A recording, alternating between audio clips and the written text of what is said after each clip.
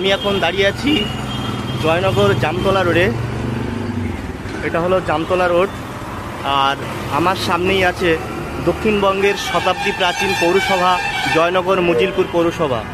আর আজ আমি তোমাদের এই শতাব্দী প্রাচীন পৌরসভার সঙ্গে পরিচিতি করাবো। তাহলে চলো।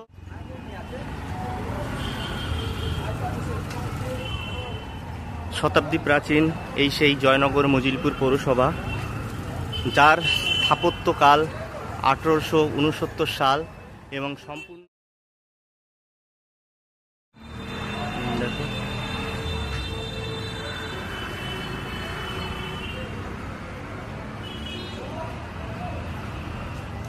কত প্রাচীন এই পৌরসভা।